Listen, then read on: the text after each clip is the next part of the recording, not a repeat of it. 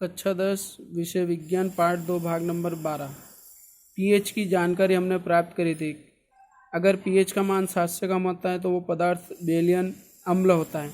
अगर वो 7 से अधिक बने तो वह क्षारक कहलाता है। इसी तरह से हमारे दैनिक जीवन में पीएच का महत्व अति महत्वपूर्ण है। तो हम उसी के देखेंगे कि सबसे पहले हमारा शरीर जो 7 से 7.8 पीएच के परास के बीच में कार्य करते रहते हैं।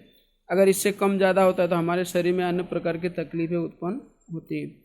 जैसे जीवित प्राणी है उसके केवल इस संकीर्ण पीएच परास में ही उसका जीवन व्यतीत होता है, इसी में जीवित रह सकता है।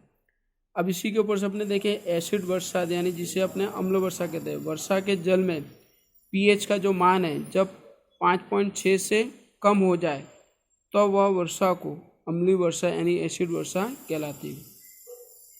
अम्लीय वर्षा कई बार नदियों में बहकर के प्रवाहित होती है, तब नदी के जल के पीएच का मान जो है कम हो जाता है, जिसे अपने अम्लीय जल के रूप में कह सकते हैं।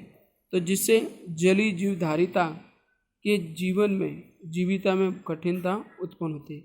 कई बार प्राणियों की मृत्यु हो जाती है। अम्लीय वर्षा से हमारी प्राचीन इमारत तथा जमीन को भी नुकसान पहुंचता है। हमारी जमीन की जो उर्वरकता है वो खराब हो जाती है।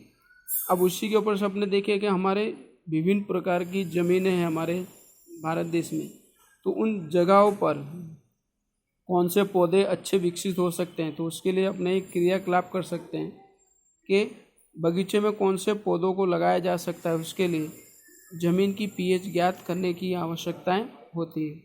तो उसके लिए क्रियाकलाप, एक परख नली में लगभग 2 ग्राम मिट्टी लें और उसमें 5 ml जैसा जल को मिला दें।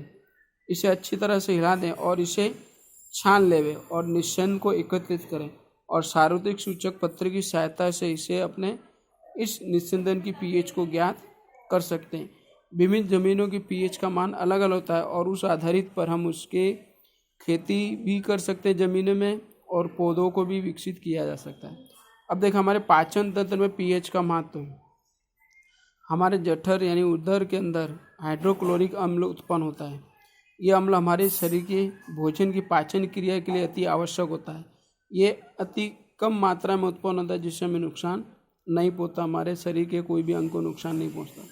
लेकिन अगर अपच या एसिडिटी जैसे हम कहते हैं स्थिति में उसमें अधिक मात्रा में एसिड उत्पन्न होने लगता है, जिससे हमारे शरीर में पेट में दर्द वगैरह और एसिडिटी, खट्टी, डकार वगैरह गैस उत्पन्न होती है। तो इस जलन और दर्द से मुक्त होने के लिए हम उसमें एंटीसिड जैसे क्षारक का उपयोग करते हैं। एंटीसिड अधिक अम्ल को उदासीन कर देता है, यानी कि जो एसिड गुण में यानी अम्ल गुण है उसको निरस्त करता है।